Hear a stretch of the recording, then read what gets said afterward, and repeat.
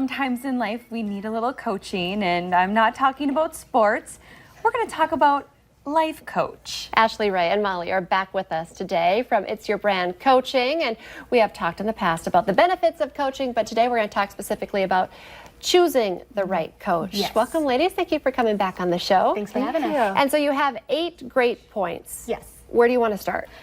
First one is discovery sessions. So every coach out there, most of us, we offer a free, maybe 15 to 30, sometimes even an hour discovery session. And it's an opportunity where we get to know one another. But during that time, you should really be letting your coach know what area of coaching are you looking for, what are you hoping to get out of coaching, and do you maybe have some initial goals? And what that is allowing me to do is really start formulating a plan in my head as a coach of what it is that I'm going to propose to you that I think is going to be the best solution for you.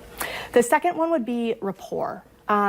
It's really important that we have a good relationship, right? That we mesh, that we jive, that we get along, and that session is going to allow you to do that. I'm not the coach for everybody, and every client isn't for me. I've had some people decide not to work with me. I've chose not to work with some clients, and that's okay. But it's just really important that you have that good relationship with your coach and you have that good rapport. The next one would be honesty.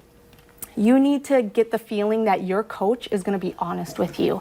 I'm not here to tell you what you want to hear. I'm here to tell you what you need to hear. And that's not always easy, right? Does that also go with, I need to be honest with you, though? Yes. Both ways, because we're not going to do one another justice. You're not going to get the most out of that coaching experience if we're not being honest. If I'm not, again, I can't tell you what you want to hear. I got to push you to your limits sometimes and make you step outside. I got to give you that constructive criticism and feedback. And if I'm not doing that, I'm not helping you as a coach give you what you need. The next one would be goals. Again, during that discovery session, you're going to tell me maybe some of those initial goals that you have, but my job as a coach is to be able to share with you some additional goals, and those goals need to be suitable and appropriate for you. So could you give us some examples of some goals? Because that's also kind of intimidating. Like, I don't know what my goals are. Yeah, well, and again, it's going to depend on what those different areas of coaching are, right? For example, we offer coaching professionally, personally, and spiritually. Well, my goals within each of those might be different. But if I'm coming to you, maybe, for example, pageants, because Jessie's on tomorrow. She's at the top of my head right now. Pageants, I know what maybe some of Jessie's goals are in regards to her platform and the reach that she wants to have and maybe some of those events that she wants to do. And now I'm going to help her identify how to accomplish those things and how to get there. But again, those goals need to be suitable for you, because if they're too low to where I'm accomplishing them all the time, it might not be challenging me and making me think outside the box or pushing me to my limits or growing and developing. But if they're too far up here, sometimes they're unrealistic and I'm never going to obtain them, and so I'm going to be defeated and feel discouraged. So they really need to be obtainable. The next one then that I'm going to talk about, the last one, is coachable. And this is a really big one for me. You need to be coachable. If you're reaching out to a coach, teach an old dog new tricks. Right? Come on, but you can. I promise you, you can. But again, if you're reaching out to me, there's a reason you're reaching out to me. And you need to be open-minded to trying new things, to taking the feedback that I'm giving you, the tips that I'm giving you, the constructive criticism that I'm giving you, and trying it the way that I'm sharing with you. This is what I always tell people. Worst case scenario is you do it my way, right? Do it my way. And worst case is you go back to the way you were doing it before.